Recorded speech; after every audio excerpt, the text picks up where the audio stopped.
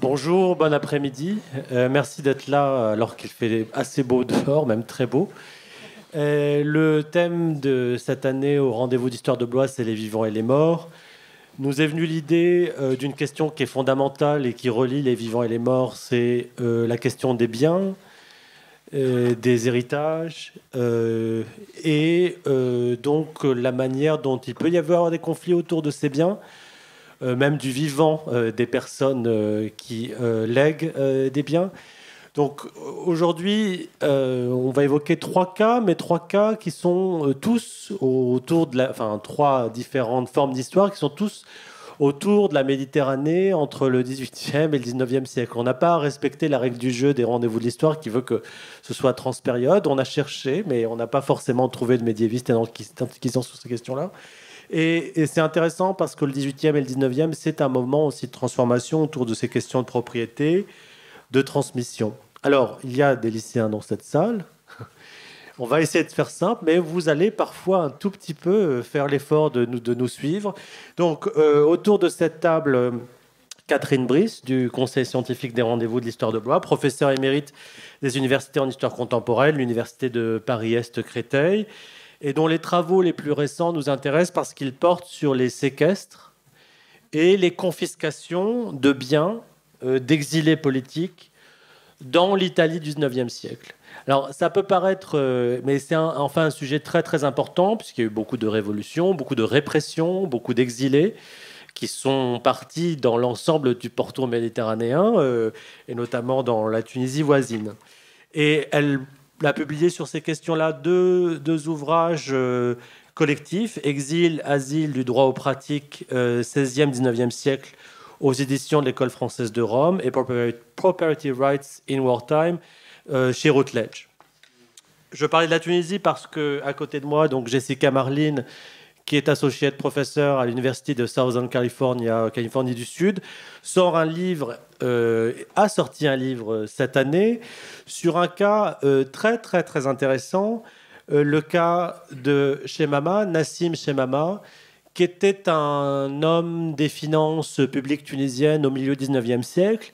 Elle va présenter ce cas-là, et qui est parti en Europe dans un contexte bien particulier au milieu des années 1860. Et avec elle, on va essayer de voir les cas de grandes fortunes qui suscitent des conflits après la mort de personnes comme Nassim Chemama. C'est quand même une fortune, mais elle le rappellera, estimée entre 12 millions de francs à l'époque et 30 millions de francs, alors que les fortunes à Paris en 1872 étaient de 4 600 000 francs.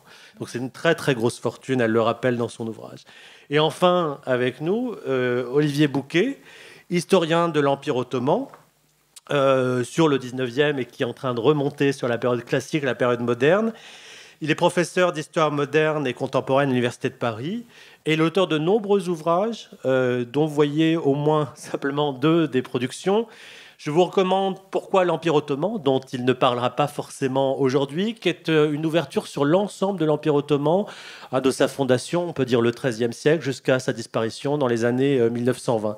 Mais ici, il évoquera un cas et un ouvrage très important, très illustré, sur la vie et la mort d'un grand vizir, comme le titre l'indique, dans la seconde moitié du XVIIIe siècle. Je ne vous dis pas la fin de l'ouvrage, qui est très très importante pour la suite, mais c'est le cas d'un vizir dont les biens ont été confisqués de son vivant quand il a été destitué. Donc vous voyez, c'est des questions autour des biens, de leur transmission, parfois de leur confiscation. Et on va commencer justement en laissant la parole à chacun d'entre eux, en commençant par Olivier d'un point de vue chronologique, sur qui est ce grand vizir, pourquoi il est important et qu'est-ce qu'il nous dit. Merci Marmette. Bonjour à toutes et tous. Merci pour cette invitation. On est très content d'intervenir devant un amphithéâtre complètement plein avec des lycéens qui on va donc s'adresser. Et je vais commencer par une image toute simple. Imaginez un homme qui est réveillé brutalement dans sa chambre, plein milieu de la nuit. Cet homme, c'est un grand vizir. Il est réveillé brutalement et deux huissiers viennent le chercher, lui montrent un firman, c'est-à-dire un écrit impérial Et ce firmament explique qu'il est destitué, qu'il doit s'habiller dans l'heure et partir. Et il part. Et il part, il est exilé. Et il est exilé, il ne sait absolument pas où il va aller, il ne sait absolument pas ce qu'il attend. Il part dans l'heure. Et il quitte Istanbul. Il ne sait pas ce qu'on va faire de lui. Il ne sait pas ce qui va advenir de lui. Donc c'est une histoire assez tragique. Et un mois plus tard, et c'est la fin du livre dont je ne devais pas parler, un mois plus tard, quelque chose lui est arrivé. Voilà. Quelque chose lui est arrivé. Alors la question, c'est est-ce qu'il aurait pu imaginer que cette chose allait lui arriver et je me suis posé la question. Je me suis posé la question de ce qui se passait dans la tête de ce grand vizir, qui est le deuxième personnage de l'État, qui est vraiment quelqu'un de très très important, une grande fortune sans doute, une grande fortune, pas autant qu'ont pu l'être, pas aussi riche qu'ont pu l'être les vizirs du XVIe siècle, mais une très très grande fortune. Donc il y a un petit côté Fouquet ou le soleil offusqué. Quelque chose qui lui arrive, mais enfin le sultan utilise son droit discrétionnaire. Le sultan se comporte vis-à-vis de son grand vizir comme vis-à-vis d'un esclave gouvernemental. C'est un esclave gouvernemental. Voilà. Je pense, après avoir travaillé sur les sources qui concernent ce grand vizir, qu'il avait un petit peu anticipé les choses et qu'il se souciait de la transmission de sa fortune. Il avait au moins 6 enfants. Et il a prévu les choses. Il part sans rien. Enfin, il est habillé, il est couvert parce que on est quand même à la fin du printemps. Il fait froid à Istanbul. Et la question qui se pose, c'est que vont devenir ces 6 enfants, que va devenir sa femme, son épouse canonique. Voilà. Où est la fortune ? Où est la fortune ? Et le jour même où il est révoqué et envoyé loin d'Istanbul, eh bien, le jour même, des hommes du sultan, des agents du sultan se rendent au marché couvert du Grand Bazar d'Istanbul pour y récupérer une partie des finances de ce grand vizir. Ses maisons sont scellées, ses biens sont confisqués, les choses se passent pendant les semaines qui suivent, avec toute une procédure de confiscation. Donc la grande question, c'est comment est-ce qu'on peut être le plus puissant des serviteurs du sultan, et comment est-ce qu'on peut, une fois que les biens sont saisis, une fois que les biens sont confisqués, comment est-ce qu'on peut malgré tout transmettre à ses enfants et à sa famille une partie de cette fortune. Oui, c'est comme si Elisabeth Borne était dessaisie de ses biens du jour au lendemain. L'enfer de la sublime porte. C'est une forme de servitude du fonctionnaire qu'on n'imagine pas. Mais c'est pour vous donner une image, en fait. C'est quand même des destitutions d'une très, très, très grande violence, en fait. Et il y a un autre cas qu'on va évoquer avec Jessica pour vous faire rentrer en matière, pour vous montrer que c'est concret. D'ailleurs, dans le livre d'Olivier, c'est très concret. On va montrer des illustrations, des biens de l'époque, des objets de l'époque.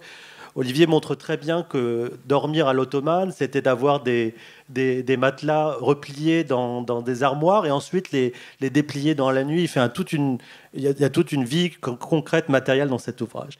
Mais là, on passe d'un siècle à l'autre et avec le 19e siècle et le milieu du 19e siècle, c'est un autre cas d'un homme fortuné, très, très riche, qui va être à l'origine d'un conflit juridique à travers la Méditerranée au second 19e siècle, mais extrêmement important. Enfin, je te laisse, Jessica, en parler.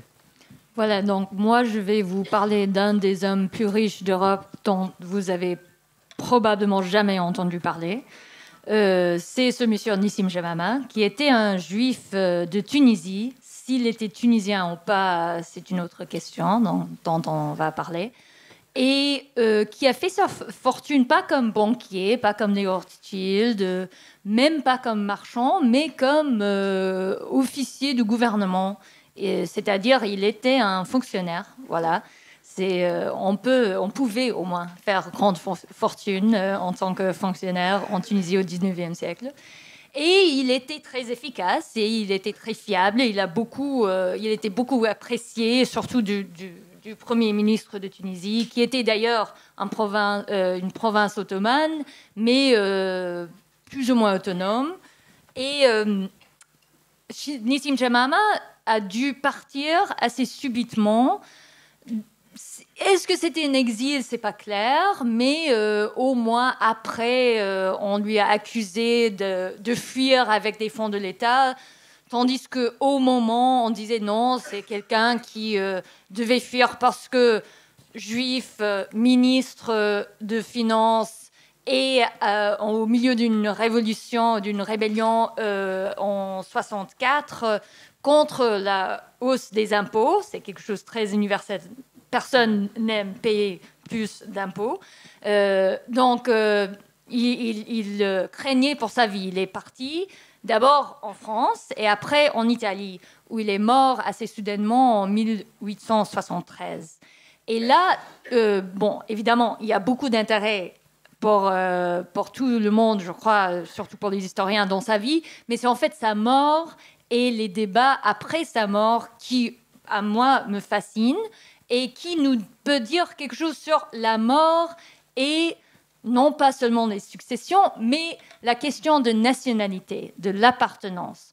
Parce que, tandis que quelqu'un qui était de Tunisie, mais qui est mort en Italie, il y avait toute une question de comment gérer sa succession. Il était évidemment très, très riche, mais qui allait avoir tout cet argent? D'abord, il n'avait jamais des enfants, il s'est marié 3 fois, mais évidemment, il avait un problème de ce côté. Donc, il avait une sorte de grande nièce, plus ou moins adoptée. Il n'y a pas l'adoption dans la loi juive formelle, mais plus ou moins adoptée, à laquelle il a laissé la moitié de sa fortune. Mais c'était dans un document qui n'allait pas être... c'est-à-dire... le testament qu'il a écrit ne pouvait être légal, sauf si Nissim Jamama était mort italien. S'il était mort en tandis que tunisien, donc c'était la loi tunisienne qui allait gérer sa succession, même en Italie. Et si c'était la loi tunisienne, donc en fait c'est la loi juive, parce que les juifs sont sous la juridiction des tribunaux rabbiniques, surtout pour les questions de mariage, de succession. Donc, c'est une question qui nous apparaît à nous au XXIe siècle assez banale. Est-ce qu'il était tunisien ou pas? Est-ce qu'il était tunisien ou est-ce qu'à un certain moment, il a demandé la nationalité italienne? Il est devenu comte italien et il a eu un décret de naturalisation du roi d'Italie, mais il l'a pas, oui, voilà, son blason, mais il n'a pas fait enregistrer au consulat d'Italie en France où il vivait à l'époque. Donc, ça peut être un peu n'importe quoi, c'est-à-dire, oh, bon, quand même, il a eu la naturalisation, mais pour les juristes, ces choses sont très importantes. S'il n'a pas vraiment enregistré, s'il n'a pas suivi toutes les procédures qu'il fallait pour certifier cette naturalisation, donc il n'était pas italien. Et toute cette question durait à peu près 10 ans.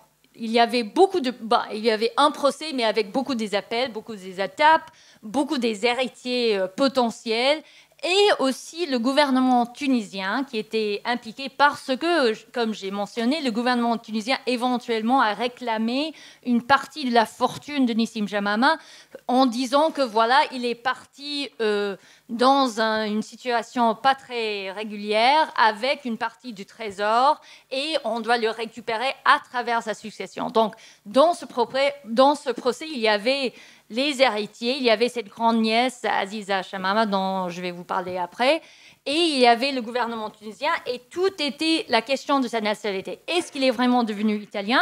Est-ce qu'il est resté tunisien? Ou il y avait 2 autres options dont, si vous êtes très sage, je peux vous expliquer après.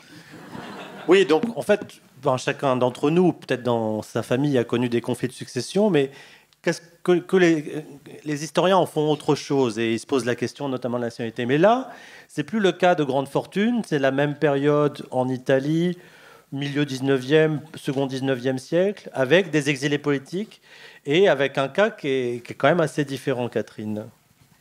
Oui, bonjour à tous. Alors effectivement, moi je n'ai pas de photo parce que je n'ai pas une seule personne. Le portrait que je vais vous dresser est un portrait choral, puisqu'il traite finalement, dans le cadre du Risorgimento, qui, vous le savez, est ce mouvement à la fois d'émancipation et d'unification de la péninsule italienne, des violations de la propriété, autrement dit les confiscations, qui suivent un certain nombre de révolutions. Alors c'est important parce que cette idée de la confiscation des biens des acteurs politiques est au cœur du récit du Risorgimento et au cœur, disons, de ce qu'on peut appeler le martyre des acteurs du Risorgimento. Donc ça, c'est la première chose, à tel point d'ailleurs qu'en 1860, un député italien se moquait de ses collègues députés en disant qu'ils ont tous été confisqués, ils ont tous été exilés. Voilà, c'était un peu la marque de fabrique de la classe dirigeante libérale après 1860-70. Alors, ça englobe quoi? Ça englobe l'ensemble des révolutions italiennes, c'est-à-dire Turin et le Piémont en 1821, Naples en 1821, en 1830-31 les révolutions dans les États du pape, en particulier dans les légations pontificales, l'embrasement 1848-49, et enfin les années 1860 dans le royaume des deux Siciles, c'est-à-dire Naples et la Sicile. Tout ça intéresse évidemment les après-révolutions, et pour qu'il y ait confiscation, il faut qu'elles aient échoué. Et de fait, elles ont toutes échoué jusqu'à l'unification de 1870. Alors, en quoi ça concerne la mort?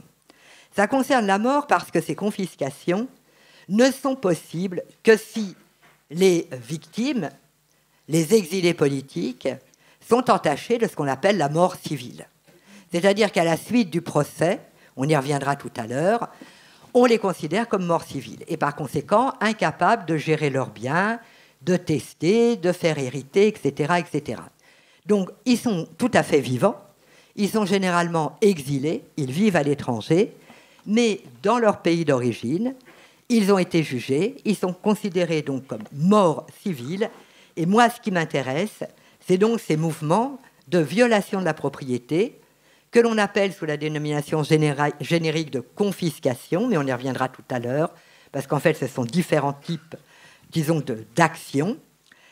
Et donc, ce qui m'intéresse en gros, alors comme je vous le disais tout à l'heure, c'est vraiment au cœur du récit du Risorgimento, c'est d'essayer, d'une certaine façon, de démythifier ces confiscations politiques, d'essayer de comprendre, pourquoi on confisque, et en fait, on se rend bien compte qu'il y a une évolution dans la raison pour laquelle on confisque, et puis, au fond, est-ce que ça a été des confiscations aussi terribles que le racontent les acteurs du Risorgimento?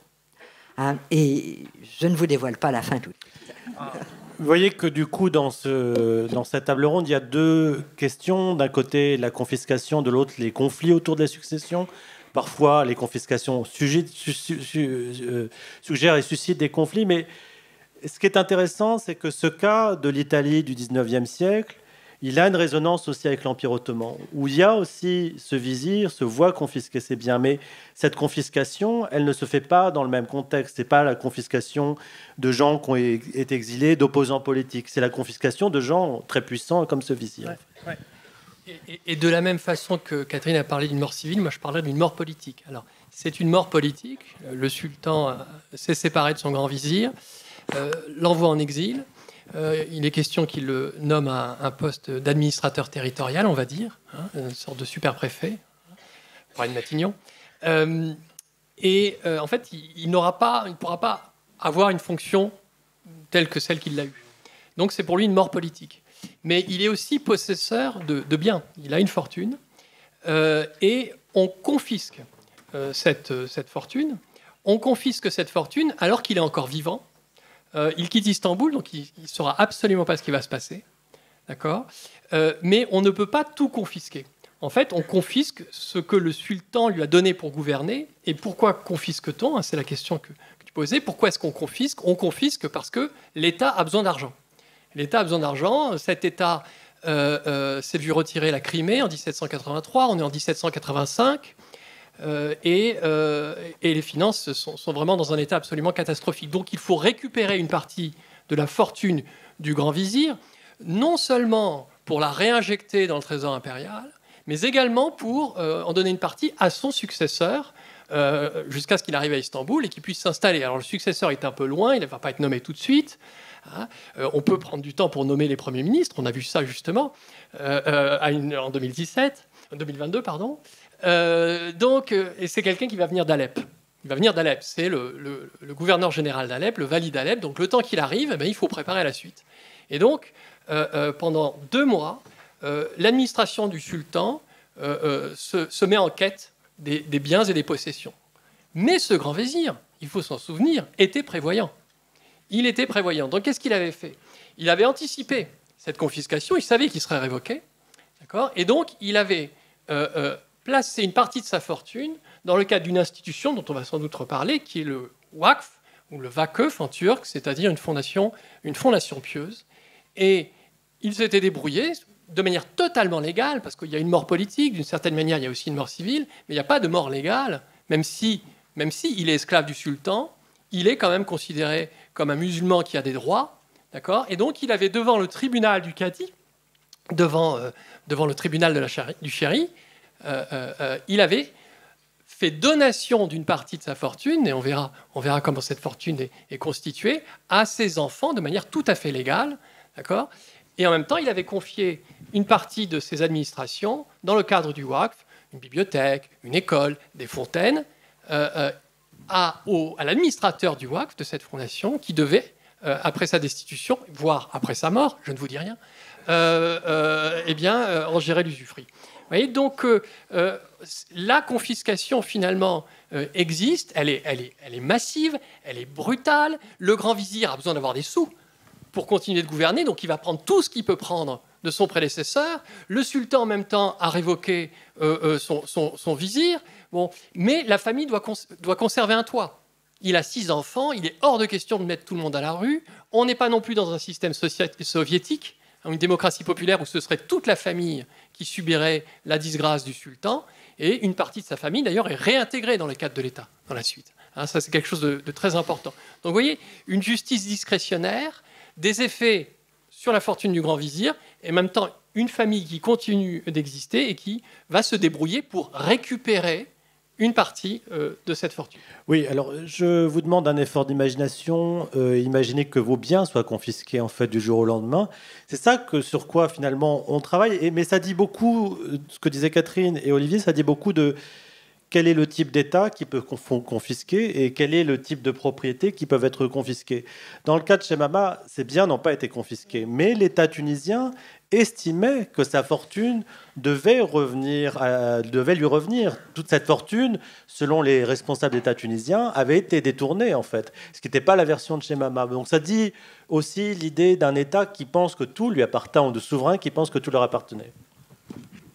Oui, donc pour moi, la confiscation, c'était une confiscation manquée, justement parce que le gouvernement de Tunisie ne pouvait pas vraiment mettre ses mains sur toute la fortune de Chemama, qui était partiellement en Tunisie, mais principalement hors de Tunisie, principalement avec lui en Italie. Et puisque c'était les tribunaux italiens qui géraient toute la succession, le gouvernement de Tunisie était censé jouer le jeu à partir des tribunaux d'Italie. Mais en fait, pour moi, cette question de décider comment repartir les biens était toujours, pour ceux qui mouraient hors de leur pays, c'était toujours une question de l'appartenance. À qui appartient quelqu'un. Donc, pour moi, c'est moins la confiscation et plutôt la division des biens. Et pour la division, il faut comprendre comment ça marche, la nationalité du 19e. Donc, je vous ai pris un objet. C'est quoi ça? Passeport. Et ça me sert à quoi? À moi. C'est mon passeport, d'ailleurs. États-unien, quand même, ça ouvre beaucoup de portes. Bon, ça, et ça, c'était pas le cas au 19e. Donc, je vous montre ça principalement pour vous faire oublier ce que vous pensez savoir sur les passeports, pour comprendre comment ça se passait au 19e. Donc, ça, c'est quoi? C'est quel type de document, en fait? Ça appartient à l'État. Et ça fait quoi? ça fait quoi? Ça a quel lien avec moi, en fait? Pièce d'identité, exactement. Qui a une pièce d'identité dans cette salle? Tout le monde. Ouais, voilà, ouais. Mais au 19e, hors de question. Qui sait sa nationalité ou ses nationalités dans cette salle? Ouais, tout le monde. Au 19e, la plupart des gens au monde vivaient toute leur vie sans jamais penser à quel État ils appartenaient. Ce n'était pas une question qui était d'importance pour la grande majorité des gens. Et c'est ça qu'il faut avoir dans la tête quand on voit le procès autour de la succession de Nissim Shamama. Parce que lui aussi, comme la grande majorité des gens, a vécu principalement sans en penser. Il était évidemment sujet du bey de Tunis, mais après, il s'est dit, bon voilà, je me mets italien, mais peut-être je suis toujours sujet de bey de Tunis. Donc, il faut aussi savoir que le double nationalité, ce qui est très au courant maintenant, n'existait presque du tout au 19e. En effet, c'est très tardif. C'est après la Deuxième Guerre mondiale que des États ont commencé à laisser les gens appartenir à plus d'un État. Donc, pour prouver qui appartient à quel État, c'était très compliqué parce qu'il n'y avait pas des certificats de naissance, il y avait à peine d'état civil dans certains États, mais pas en Tunisie. Il n'y avait même pas l'idée d'un document d'identité parce que le passeport qui existait au 19e fonctionnait beaucoup plutôt comme un visa. C'est-à-dire, si moi, je voulais voyager en Italie et j'étais français ou tunisien ou n'importe, j'allais chez le consul d'Italie pour qu'il me donne un passeport pour passer le port de l'Italie, pour entrer dans l'Italie, mais c'était comme un visa d'aujourd'hui. Et après, des fois, on venait avec ce passeport et on disait, voilà, j'ai un passeport italien, je suis italien. Et on dit, OK, donc d'accord, ça va. Mais quand il y avait beaucoup d'argent en question, donc on ne disait pas, ça va, oui. Tout le monde avait un intérêt à prouver que, ou bien Nissim Shamama était tunisien, ou bien il était italien, ou bien ça allait être la loi tunisienne qui allait gérer sa succession, ou bien ça allait être la loi italienne. Mais alors, du coup, on peut se demander comment on confisque concrètement, comment on fait. Je veux dire, donnez-nous des leçons pour confisquer les opposants italiens. Non, je ne vais pas vous faire une leçon sur les confiscations parce que vous seriez en catalepsie. Mais enfin, il faut bien comprendre que quand on dit confiscation, on voit immédiatement l'État qui se précipite sur les biens et qui les enlève et qui les prend, qui les fait passer dans les domaines. Hein, voilà. Pareil pour l'exil, on vous exile. Bon. En réalité, c'est plus compliqué que ça. Voilà. Pour le dire rapidement, on n'a plus au XIXe siècle, ce qui était le cas à la période moderne, c'est-à-dire la confiscation générale. C'est-à-dire tout d'un coup, le roi disait « je confisque les biens du grand vizir, de Condé, par exemple », et tous ces biens passaient effectivement dans les biens de la couronne, y compris sa femme, les enfants, tout, et la famille restait à poil. Voilà. C'est plus comme ça. Maintenant, il y a Beccaria, le grand juriste Beccaria qui est passé, et qui a quand même réussi à convaincre ce qu'on appelle l'individualité des peines, c'est-à-dire qu'on punit celui qui a commis un délit et pas la famille autour. Donc, si vous voulez, on va avoir une confiscation qui est une confiscation, entre guillemets, partielle, des biens d'un condamné. Mais deuxième élément qu'il faut garder en tête, c'est que ce n'est pas une peine directe. C'est-à-dire vous n'aurez jamais des tribunaux en Italie à cette période, mais d'ailleurs à peu près nulle part, qui décident de confisquer les biens directement. Ils confisquent les biens si la personne qui a commis un délit est partie.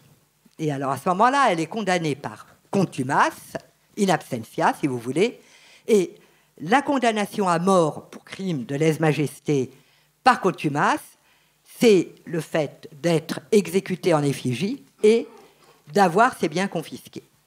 Donc vous voyez, c'est un processus qui est un petit peu plus compliqué. Donc, deuxième question, pourquoi confisquer, hein ? Et là, effectivement, on est aussi dans quelque chose de beaucoup plus complexe que simplement je ne suis pas content, l'État n'est pas content, vous avez fait un crime de lèse-majesté, je vous confisque vos biens. On a ça au début du 19e, parce que ce sont des familles très proches du pouvoir royal, en particulier à Turin ou à Naples, qui vont effectivement provoquer ces révolutions. Et alors là, on est dans une logique d'Ancien Régime, on va punir des gens qui normalement devraient être loyaux au pouvoir. À partir des années 1830, la confiscation, c'est-à-dire la peine de confiscation suivant une condamnation à mort par contumace, pourquoi est-ce qu'on confisque ? On confisque pour empêcher des exilés politiques d'avoir accès à leur argent de manière à conspirer contre l'État dont ils viennent. Conspirer, ça veut dire payer des agents secrets, ça veut dire acheter des fusils pour faire la révolution, ça veut dire affréter des bateaux pour envoyer des types qui vont débarquer en criant « Vive Mazzini !» Donc, si vous voulez, les raisons des confiscations, et ça prouve une chose, ça prouve que la notion d'international politique au début du 19e siècle, elle n'existe pas encore. Il faut attendre 1830 et surtout 1848. Au 19e, on a encore dans d'autres parties de la Méditerranée ces formes de confiscation ancien régime, on pourrait dire. Mais enfin, pour changer un peu le plan de la discussion, pour réveiller certains dans la salle, en fait, notamment ceux qui sont le plus... Je vais changer un peu le plan parce qu'on voulait parler aussi du rôle des femmes dans tous ces conflits de succession, des confiscations. Parce qu'en fait, pour l'instant, on a parlé soit d'un grand vizir, soit d'exilés politiques italiens, ou soit d'un grand financier juif tunisien parti en Europe. Mais dans chacun de ces cas-là, les femmes ont un rôle assez important. Et Olivier l'a évoqué, mais on peut y revenir avec les questions des bijoux de famille, là, ceux-là. Très important. Olivier, si tu veux. Oui, effectivement, les femmes ont un rôle très, très important. Alors, les femmes, ce ne sont pas seulement les odalisques du harem. Vous voyez, hein, cette image qu'on a du pouvoir oriental, des femmes qui sont effectivement des êtres sans intérêt, qui sont juste placées dans des endroits pour la reproduction et le prestige. Non, les femmes recueillent une partie des fortunes à différents titres. D'abord, les femmes portent des bijoux. J'ai même parlé de bijoux de famille. Alors, ça peut sembler étonnant, cette expression qui est un peu exagérée. Mais non, qui dit une chose très simple. C'est bijoux de famille. Pourquoi ? Parce qu'on achète des bijoux pour une fille, pour une femme, pour finalement la doter. Car ce grand vizir, il part dans la nature, il est exilé. Et cette femme, cette jeune fille, qui sont les filles du grand vizir, elles ont un avenir. D'accord ? Et donc, il faut confier une partie de cette fortune sous la forme de bijoux. Parce que les bijoux, c'est effectivement quelque chose que l'on peut vendre facilement, ça coûte cher. Et une partie de la fortune d'une femme, alors c'est pas la fille du grand vizir, mais ça vous donne une idée, hein, effectivement, de l'importance de ces bijoux. Mais les femmes sont également les administratrices de la fortune des hauts personnages de l'État, parce qu'elles interviennent dans la gestion de la fondation pieuse, d'accord, qui est instituée. La plupart des grands vizirs ont des fondations pieuses, et elles administrent les propriétés de ces fondations pieuses, donc elles perçoivent les revenus qui sont issus de la gestion de ces fondations pieuses. Donc elles ont un rôle tout à fait important, et ce rôle, on le voit au XVIIe siècle, on le voit au XVIIIe siècle, mais jusqu'à la toute fin de l'Empire ottoman, hein, il y a véritablement un souci qui est de contourner les règles de la charia, c'est-à-dire le fait qu'une fille hérite de moitié moins qu'un homme. Ça, c'est inscrit, hein, dans la charia.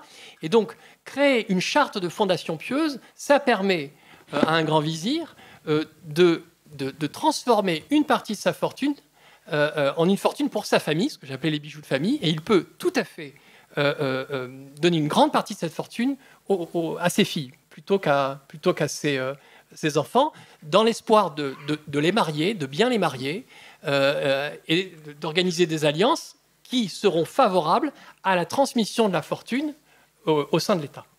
Oui, c'est très important ce cas-là, parce qu'on imagine l'Empire ottoman ou les sociétés musulmanes comme une société où les femmes n'ont pas vraiment d'activité ou d'action sur les fortunes, sur les patrimoines. Or, en fait, quand on consulte les archives comme Olivier sait le faire, on voit autre chose et on voit beaucoup de manières de contourner des normes et de donner aussi ou de transmettre une fortune.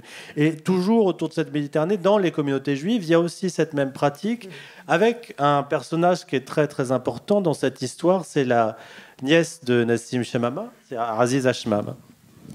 Oui, donc la loi juive est encore plus sévère que la loi islamique parce que les femmes érythréennes, les filles érythréennes, s'il y a des fils.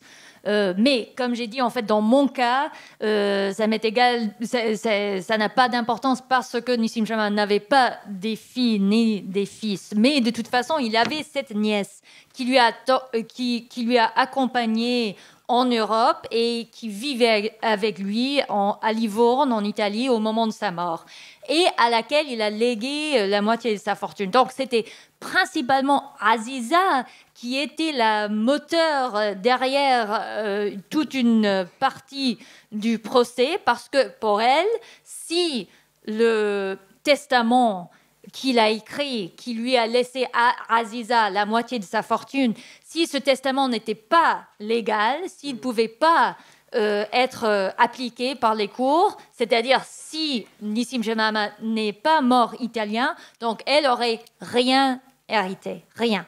Donc pour elle, c'était très important. Elle était très très malin, elle était vraiment formidable, très très forte. C'est intéressant aussi que, du point de vue, à mon avis, méthodologique, parce que dans tous les documents juridiques, on voit toujours le nom de son mari, Moshe, qui était aussi un Chemama, un cousin lointain, parce que c'est toujours le mari qui représente la femme au tribunal. Mais depuis que moi, j'ai pu lire entre les lignes, est-ce qu'on dit comme ça, c'était évidemment Aziza qui était là qui dirigeait toute la stratégie et ils ont vraiment engagé les plus grands avocats italiens de l'époque, en fait. Ils ont engagé celui qui a écrit la loi que les tribunaux italiens devaient appliquer au cas de Nissim Chemama, un avocat qui est connu peut-être pour ceux qui s'intéressent à l'histoire du droit international, Pasquale et Stanislao Mancini, mais c'était vraiment le grand avocat et homme politique de l'époque. Donc, elle a très, très bien fait. Je veux aussi évoquer une femme dont, malheureusement, je n'ai pas du tout la photo, mais qui était aussi incroyable que Aziza, tandis que de loin, parce qu'Aziza, elle était sur place, elle vivait dans le palazzo de Nissim Chemama à Livorno, elle était en réunion avec les avocats et tout. Tandis que la veuve de Nissim Chemama, d'ailleurs, il s'est marié 3 fois avec 2 femmes à la fois, parce que c'est complètement cachère, c'est complètement permis pour les juifs de faire ça. Sa femme, avec laquelle il vivait plus depuis des années, elle lui a pas accompagné en Europe, elle restait en Tunisie. Elle n'était même pas à Tunis, elle est rentrée au berceau familial à Sousse, qui est plutôt au sud de Tunis. Et au moment de la mort de Nissim Chemama, c'est clair que, comme la famille du grand vizir dont Olivier parle, elle avait tout prévu. Elle avait tout prévu parce que elle était la première à envoyer un télégramme à Livorno pour dire voilà, j'ai mon représentant, j'ai mon avocat, je lui engage, je lui donne des pouvoirs pour me représenter et je veux prouver que Nissim Chemama soit mort italien parce que s'il est mort italien, moi, en tant que veuve, j'hérite ce qu'il m'a laissé dans le testament, mais aussi le tiers de l'usufruit de tous ses biens parce que la veuve, en loi italienne, a ce droit, tandis que loi tunisienne, c'est autre chose complètement. Et là, elle est décédée bien avant la fin du procès, et elle n'est jamais venue à Livorno. Donc, elle est restée tranquille à Sousse, mais elle a envoyé des neveux, elle a envoyé des avocats, elle était tout le temps en correspondance. Et là, on voit vraiment comment cette femme luttait pour avoir ses droits. Oui, la photo est tout à fait parlante. La deuxième, sur la manière dont on s'adapte à une nouvelle société européenne, Alors qu'elle venait, c'est comme était juive tunisienne, qui parlait l'arabe tunisien, qui avait d'autres modes vestimentaires, dont le prénom Aziz a de toute façon est très clairement arabe, tunisien. Donc c'est ça aussi le contraste, le passage de l'un à l'autre. Mais dans le cas des exilés italiens, les femmes jouent un autre type de rôle de protection des biens. Au fond, c'est un petit peu la même chose, mais ce qu'il y a, c'est il y a déjà des femmes exilées italiennes, comme la princesse de Belgioioso. Je veux dire, voilà, c'est la plus grande fortune de Lombardie. Hein, et la Belgioioso, qui est la femme la plus riche de Lombardie, et s'exile après la Révolution de 48, voit ses biens confisqués. Mais c'est vrai que les femmes jouent un rôle dans les stratégies d'évitement de la confiscation. Alors, elles jouent un rôle à plusieurs niveaux. D'abord parce que, effectivement, beaucoup, après, en 1820, pas tellement, mais malgré tout, voient le vent du boulet arriver. Hein, se disent, si je continue à faire de la politique comme ça va mal se terminer, on va me confisquer mes biens. Donc, ils essayent un peu d'anticiper. Ils anticipent comment ? En faisant des reconnaissances de dette à leur épouse. Hein. La loi, les autorités sont très attentives à la date de signature de la reconnaissance de dette. Ça veut dire, par exemple, Santoro di Santa Rosa prête une somme considérable à sa femme. Ensuite, il part en exil, d'ailleurs, où il va mourir. Hein, mais donc, sa femme peut dire, attention, vous confisquez les biens de mon mari, mais halte là, moi j'ai une reconnaissance de dette, donc vous devez quand même me filer... c'était une somme considérable, d'accord ? Ça, c'est la première chose. La seconde chose, c'est que les femmes ont des dots, d'accord ? On est quand même dans une société, jusqu'en 1848, d'activistes politiques, mais qui sont quand même des gens qui ont du bien. Les femmes ont des dots. Et comme je vous le disais, la confiscation n'est plus cette confiscation totale qu'il y avait sous l'Ancien Régime. Les dots des femmes sont préservées. Pardon ? La dot, c'est ce qu'on donne à une femme au moment où elle se marie. Hein, et la famille de la femme va la doter. Alors, dans les milieux modestes, c'est des draps, des draps, des nappes, des couverts. Dans les grandes familles, ce sont des biens considérables, des palais, des terres. C'est énorme, si vous voulez. Des femmes qui ont les hommes, parfois, se marient avec des femmes qui ont des bonnes dots pour redorer un peu leur blason.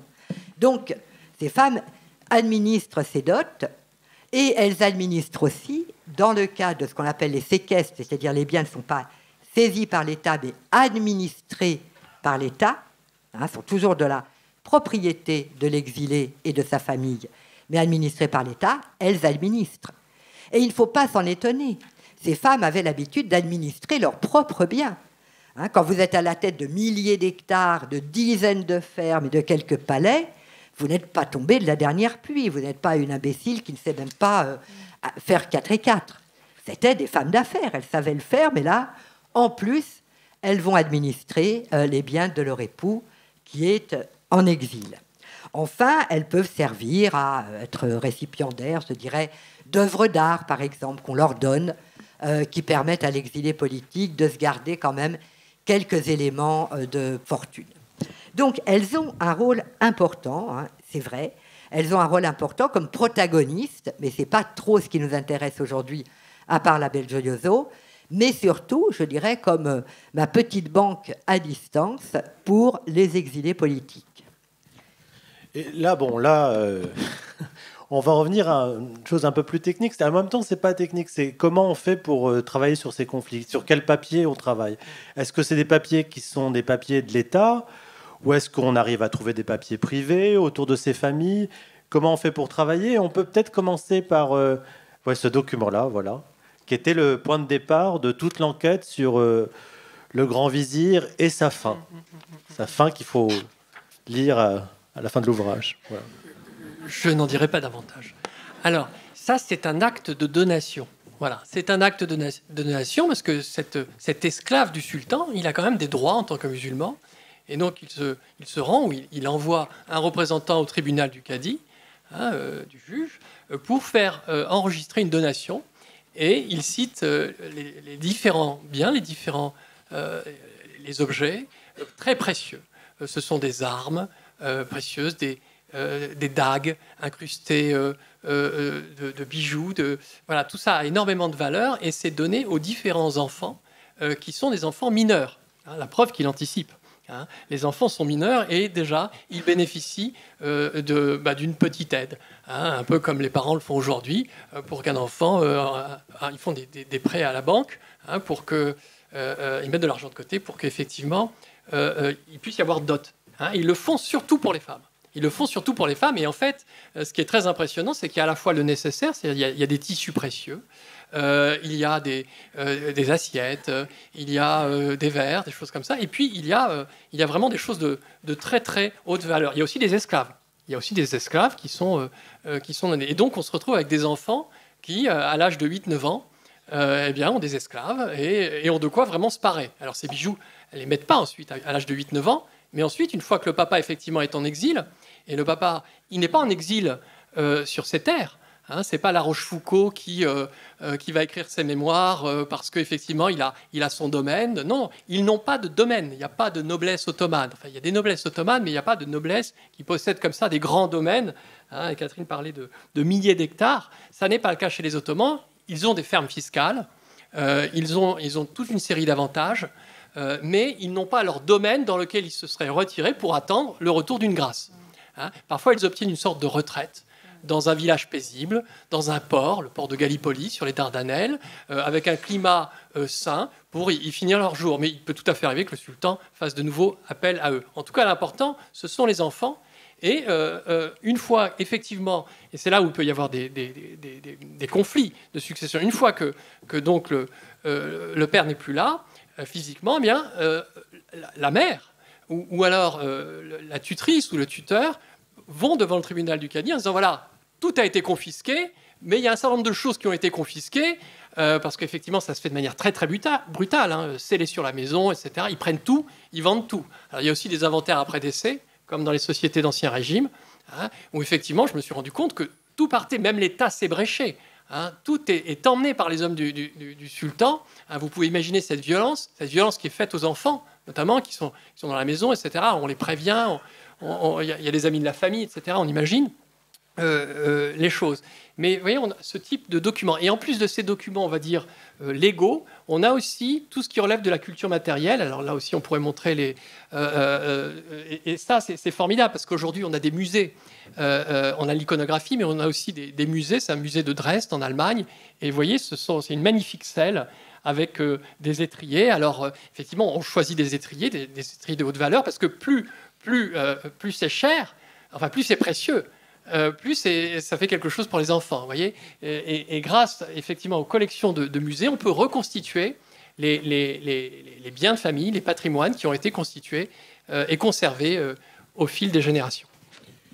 Là, Olivier est un peu modeste parce que ce type d'archives en turc-ottoman, il faut savoir les lire. Et le turc-ottoman, c'est un langage avec du turc, de l'arabe et du persan, avec une grammaire turque aussi, et parfois avec une graphie qui n'est pas évidente.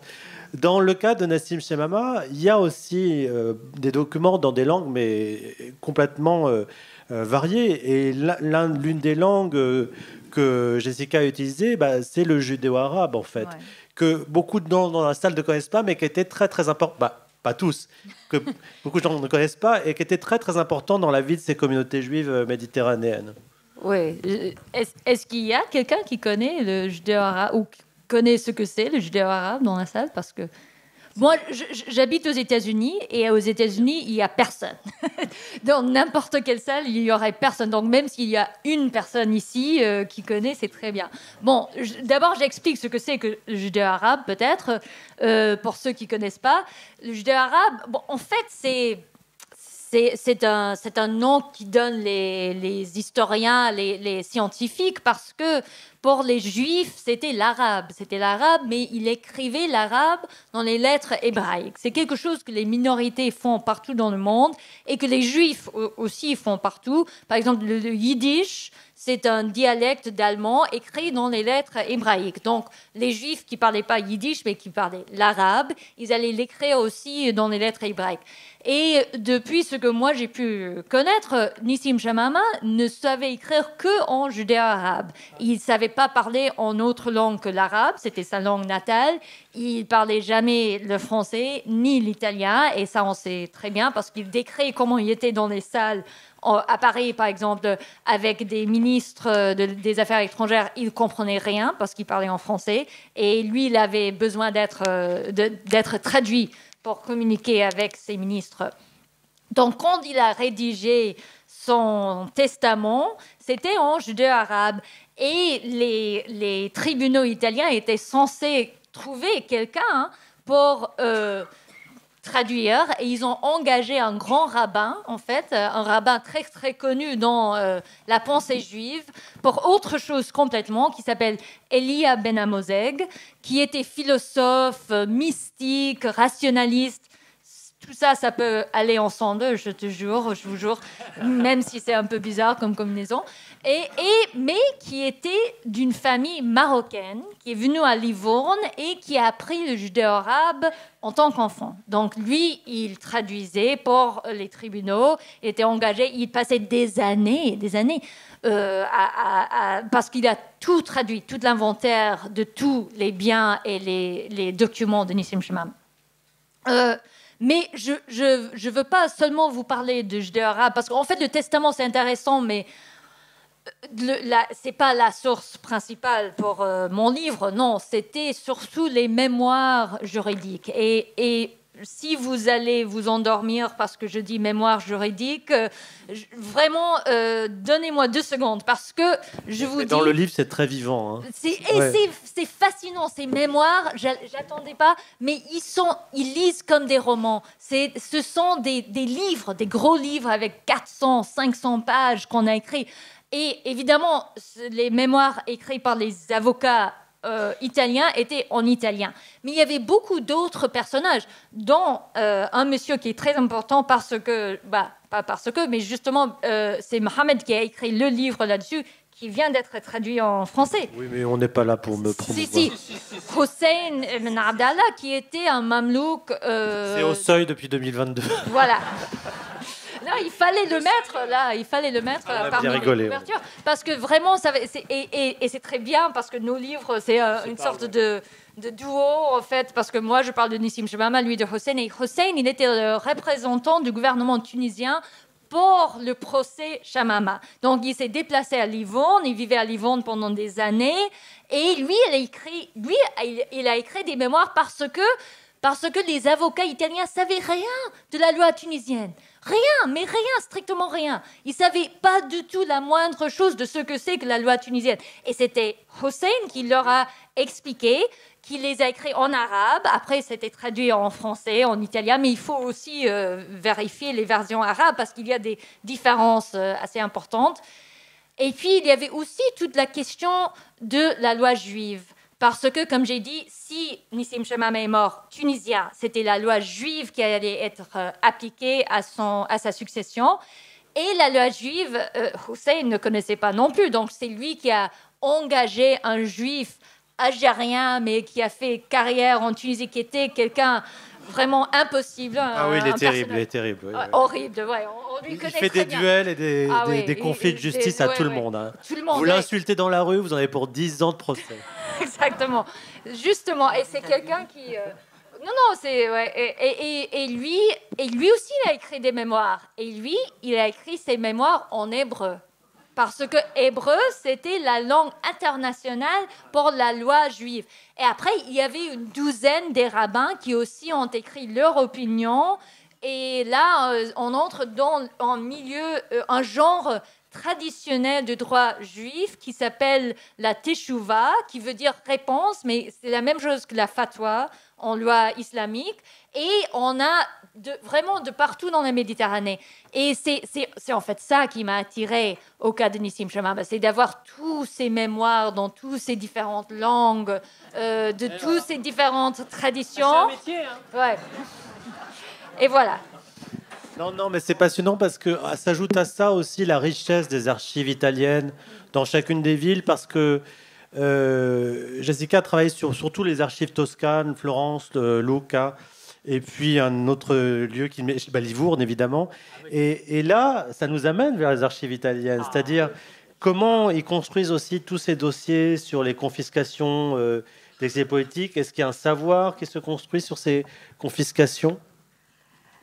Alors, je ne parle pas le judéo-arabe, ni je ne lis l'ottoman, mais disons que, en ce qui me concerne, il faut bien garder en tête qu'au XIXe siècle, il y a plusieurs États italiens. Il y a le Piémont, la Lombardie-Vénétie, la Toscane, les États pontificaux, les deux Siciles, Parme et Modène. Or, dans chacun de ces États, la construction archivistique, si vous voulez, de ces confiscations n'est pas la même. Ce qui veut dire que, en fait, les fonds sur les confiscations ou les séquestres sont explosés, en quelque sorte, entre soit des archives de police, puisqu'à un moment donné, il y a une condamnation pour crime politique. Et ça, c'est ce qu'on appelle l'alta polizia qui s'en occupe.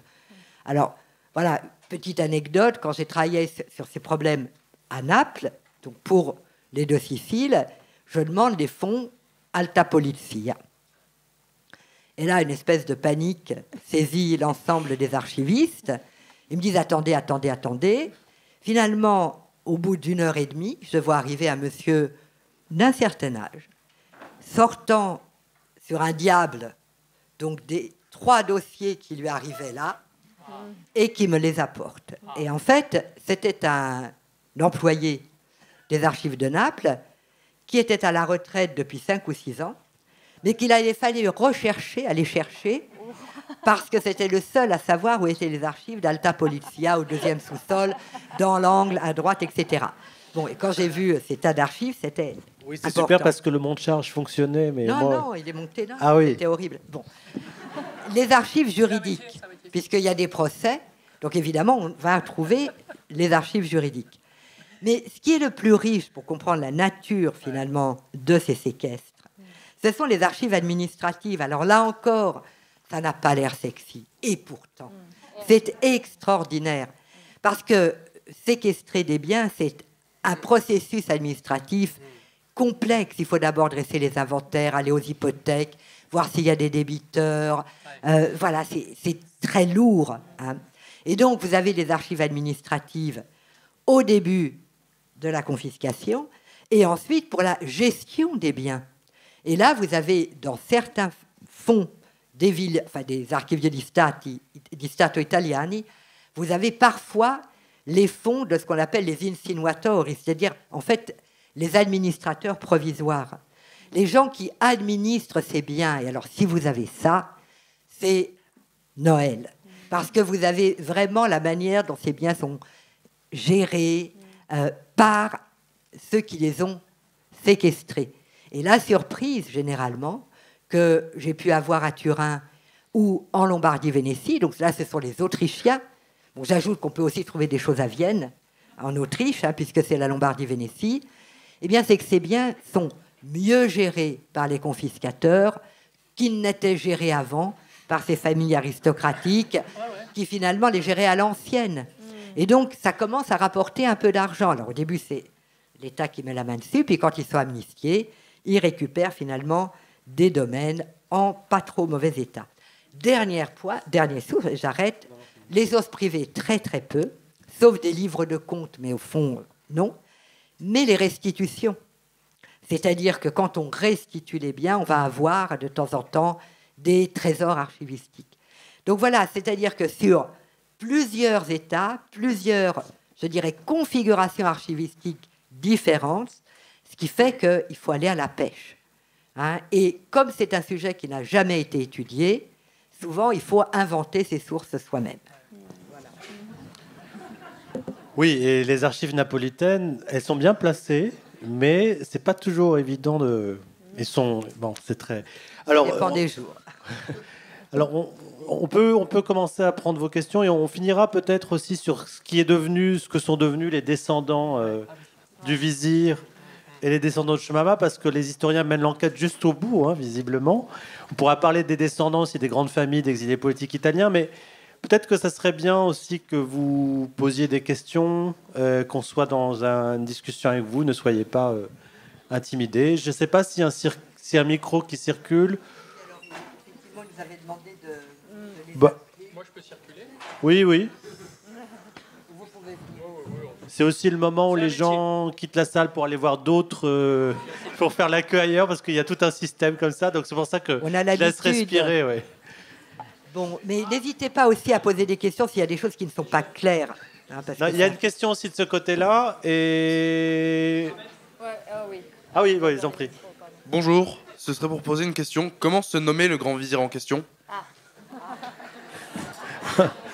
Ok. Excusez-moi. Alors, il s'appelait Halil Hamid Pacha et il était né en 1736 en Anatolie et avait fait une grande partie de sa carrière à Istanbul. Il avait commencé à l'âge de 13-14 ans, recruté. On pouvait commencer très très jeune à l'époque. Oui, il commence dans l'administration. Mais nous, on n'est pas des balances, on donne pas les noms. Mais je sais pas pourquoi vous voulez qu'on donne les noms, en fait. Non, je plaisante. N'ouvrez pas les yeux comme ça. C'était un pacha. Voilà. Alors, il y avait une question de ce côté-là. Je ne sais pas si on arrivera à transmettre le... Ouais, très, très fort, ouais. Moi, j'ai une question sur l'affaire Chamama. Je me demandais si les nombreux avis rabbiniques, les nombreux avis jurisprudentiels avaient eu un impact dans le procès. Est-ce que la justice italienne les a pris en compte pour quelque chose d'important, d'intéressant ou pas? C'est une excellente question. Et en fait, la réponse très courte est non. Parce qu'ils étaient écrits en hébreu et ça peut vous surprendre, mais les juges italiens ne lisaient pas l'hébreu. Donc, mais en fait, il y avait une sorte de traduction. Donc, à certains moments, les deux côtés, les avocats des deux côtés, se sont rendus compte qu'en fait, il fallait quand même prouver que la loi juive disait ou bien le testament est bon et juridiquement acceptable ou bien non.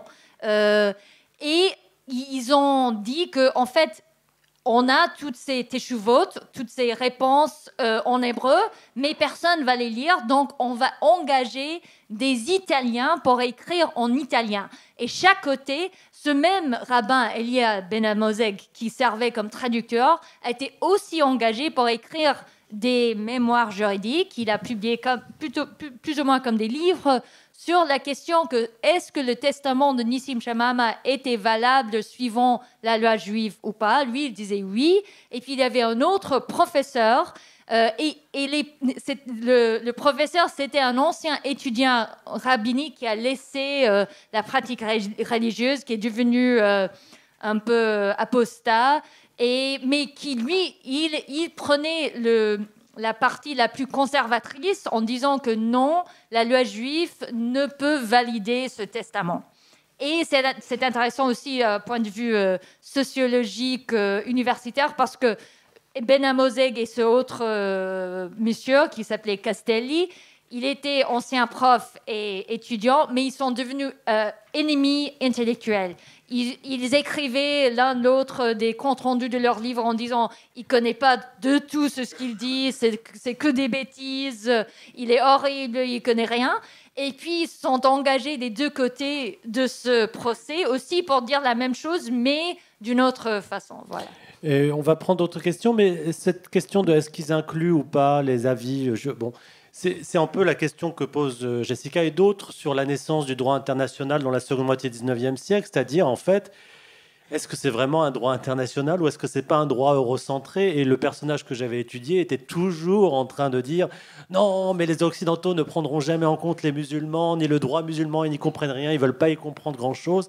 Bon, toi, tu as une lecture plus nuancée, hein, où tu montres qu'ils incluent aussi des notions de droit islamique, tout à la fin. Mais ce débat du droit international, de sa naissance, et de est-ce qu'il est vraiment international ou est-ce qu'il n'est pas eurocentré, c'est une question que beaucoup se posent parmi les historiens. Eurocentré et chrétiocentré, parce que c'était la chrétienté qui définissait l'Europe pour le droit international. Oui, tout à fait. D'autres questions? soyez pas timide, hein, sinon... Ah oui, on va vous dire après.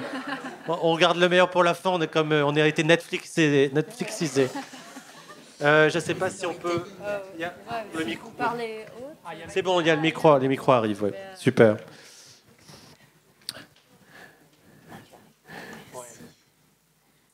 Bonjour et merci pour vos interventions. J'avais une question un peu plus en particulier sur Nissim Shemama. J'aimerais savoir si, selon vous et selon bien entendu les sources que vous avez, c'est un vrai choix stratégique successoral de demander en particulier la nationalité italienne, parce que de toute évidence, il aurait pu demander la nationalité d'autres pays de l'Union européenne, de l'Europe, qui peut-être aussi, par exemple, comme la nationalité française, ont des règles successorales différentes et qui permettent une transmission plus ou moins de la convenance de la personne qui souhaite transmettre. En tout cas, j'ai déjà, dans le cadre relatif de mes recherches, pu croiser des personnes qui demandaient des nationalités spécifiques dans le but de pouvoir transmettre comme ils l'entendaient ou de façon plus efficace selon leurs propres souhaits. Et à chaque fois, bien entendu, c'était uniquement des personnes qui avaient un certain statut social et une grande fortune. Oui, voilà. C'est une super question et justement, oui et non, parce que il avait plusieurs raisons pour demander la nationalité italienne. D'abord, c'était qu'il n'a pas eu la nationalité française. Il a essayé, ça n'a pas marché. Et donc, l'Italie, c'était une jeune nation. Il manquait de l'argent. Donc, avec l'Italie, c'était plus facile. Il a écrit une lettre au roi pour dire, voilà, je fais un don de 50 000 lire et j'aimerais être comte. Et après aussi, j'aimerais avoir la nationalité. Donc, c'était plutôt parce que l'Italie, c'était plus abordable que la France. Mais pourquoi est-ce qu'il voulait une nationalité européenne en premier lieu? Parce qu'il pouvait très bien vivre comme Tunisien en Europe. C'était plutôt une question de juridiction des procès qu'il avait en cours avec des anciens associés tunisiens, surtout un Benayed, qui est un personnage aussi très connu en Tunisie, mais pas assez connu parmi les historiens, à mon avis. Et c'était une question de juridiction pour les procès. Mais après, finalement, je dis que Nissim Shemama, il voulait, on a cette expression en anglais, mais je ne sais pas si ça se traduit, il voulait avoir son cadeau et le manger au même temps. Est-ce que... Le beurre et l'argent du beurre. Voilà, merci. C'est moi qui dois le dire à la tribune. Parce que, au même temps qu'il rédigeait son testament en tant qu'Italien, il se divorçait en tant que Tunisien. Parce qu'il ne pouvait pas se divorcer en tant qu'Italien. Le divorce n'existait pas, mais il ne voulait plus de cette deuxième femme qu'il avait avec lui, une jeune Esther Lalouche, qui est venue avec lui à Paris, et ils n'étaient pas d'accord ensemble. Donc, elle voulait rentrer en Tunisie, il voulait se divorcer. Il l'a fait suivant la loi tunisienne juive. Donc, il faisait les deux côtés au même temps. Alors, on va obéir à ce que vous nous disiez en tant que bon sultan, c'est-à-dire raconter à peu près, pas la fin, mais qu'est-ce qu'il est devenu des descendants. Des descendants, parce que ça ouvre en fait l'ouvrage d'Olivier. C'est les descendants du vizir sont encore des bons notables, des gens de la bonne bourgeoisie turque. Et ça, c'est intéressant parce qu'ils ont conservé aussi les papiers et la figure de vizir, c'est bon. Je ne vais pas tout raconter. Oui. En fait, j'avais fait une recherche en Turquie. J'étais rentré avec un grand arbre généalogique, avec 500 noms inscrits sur cet arbre généalogique. Et il s'arrêtait vers les années 1960-70, cet arbre généalogique. Et j'ai réussi à trouver quelques descendants. Et j'ai pris rendez-vous avec ces descendants. Et je suis arrivé un beau jour de 2010. Alors, en plein milieu, chez un fanat de tennis, en plein milieu d'une finale de Flushing-Meadows, je crois, entre Federer et Neil Murray, et en plein match. Donc, ce n'était pas le bon moment pour obtenir des archives. La personne qui m'a accueilli de manière très aimable m'a donné un gros paquet de papiers en disant « Je crois que c'est une copie du Coran, je ne sais même pas ce que c'est. » Bon, il n'arrivait pas à lire, puisque en 1928... Mustafa Kemal Atatürk a décidé de transformer l'alphabet, de changer l'alphabet, donc il ne savait pas ce que c'était. Bon, alors j'ai regardé, j'ai dit c'est que ça n'a pas l'air d'être de l'arabe, je ne crois pas que ce soit un Coran, c'est pas un Coran, bon, c'était très très bien soigné, etc. Et puis il est parti regarder son match.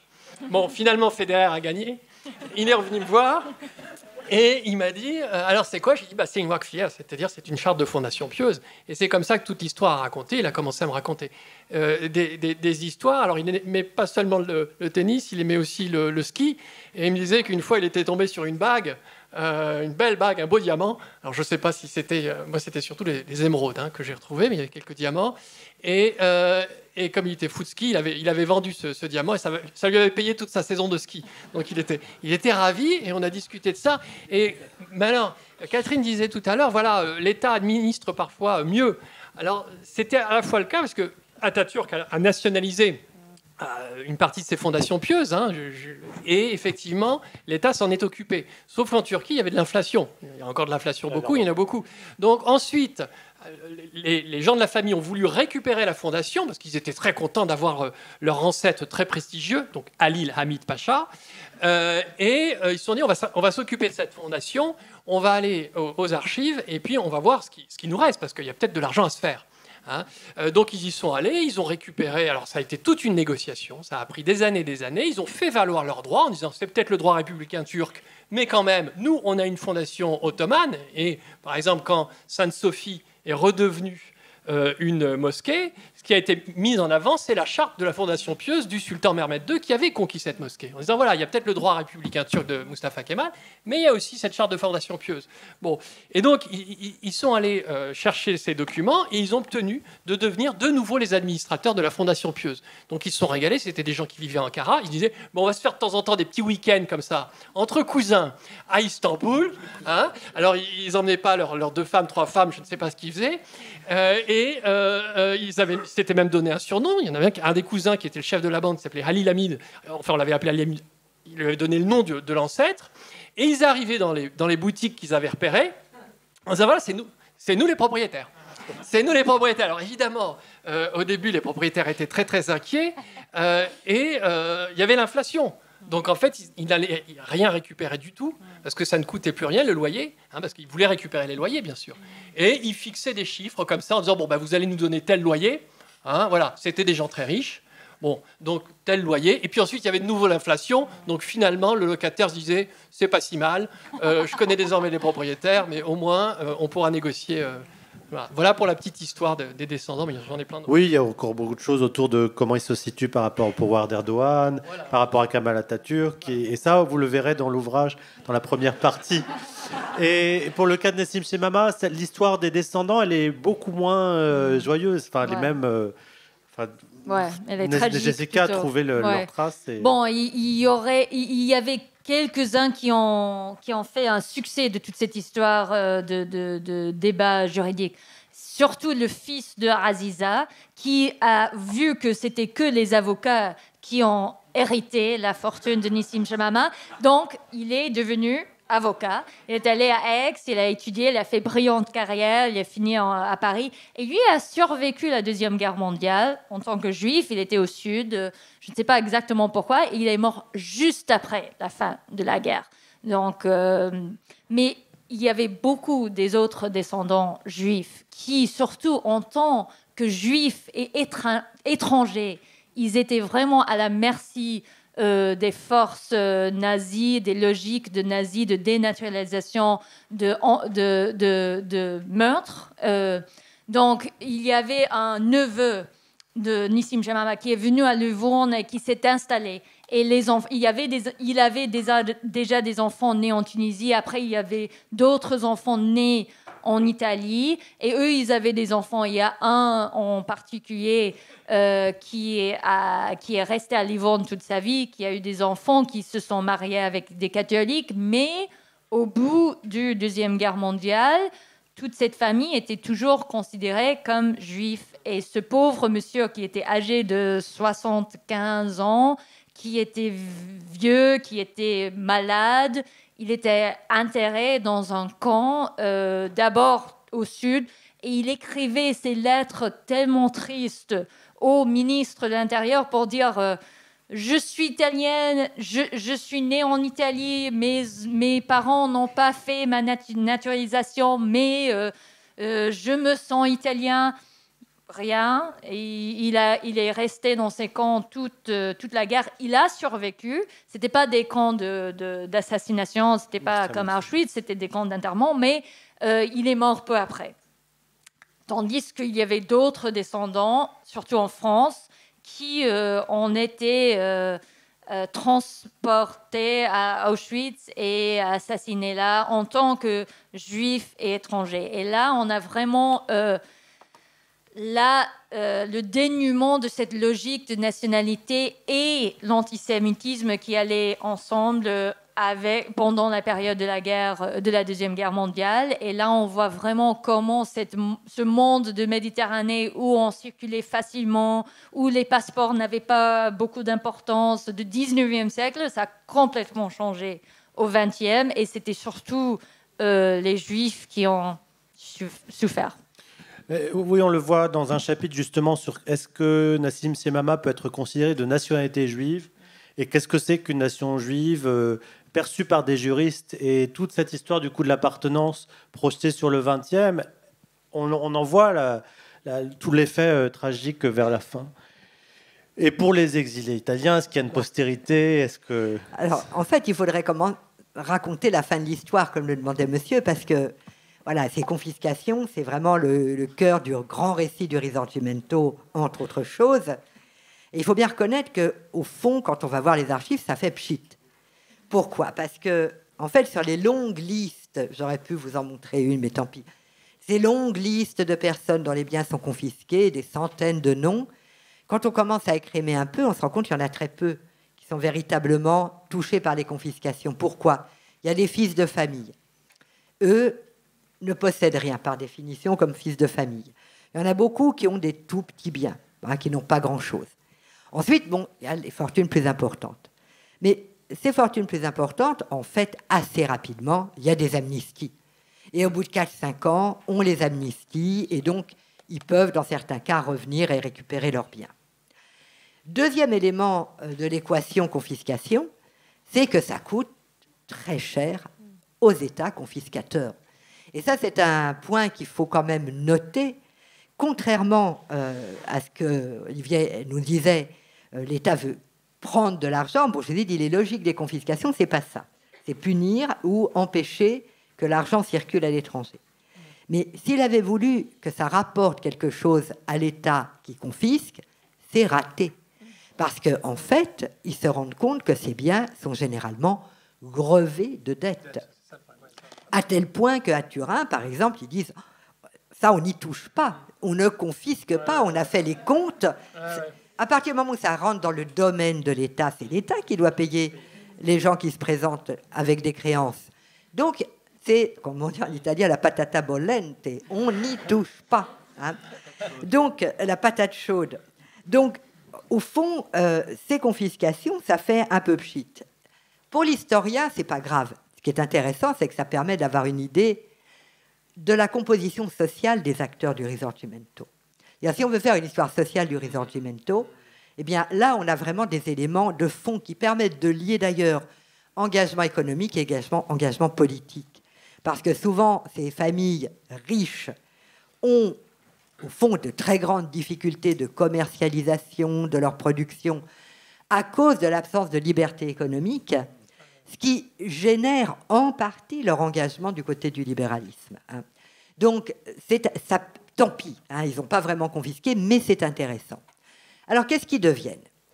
Au fond, en Italie, ces exilés confisqués, quand ils reviennent, et ils reviennent souvent, pas ceux de 1820 parce qu'ils sont vraiment trop vieux, mais ceux de 1848-49, eh bien, ils constituent la classe politique libérale italienne. C'est-à-dire, non seulement ils ne sont pas appauvris, parce que pour être sénateur ou député, on est dans un suffrage censitaire, et donc il faut avoir des biens très, très costauds. Et donc, ils vont faire partie de la classe libérale italienne, et donc rester sur le devant de la scène, si vous voulez, avec les médailles exilées confisquées, mais au fond, n'emportant pas véritablement les stigmates, puisque ça devient, en réalité, un moyen de... affirmer ou disons se légitimer dans l'action qui a été menée dans les guerres d'indépendance. Bien, il nous reste un peu de temps. Peut-être qu'on vous a un peu épuisé, peut-être qu'on peut vous libérer. Je pense que l'ambiance est plutôt à partir, là, j'ai l'impression. Bon, merci beaucoup pour votre attention. Merci à Catherine Brice, merci à Jessica Marline et Olivier Bouquet. C'est très agréable.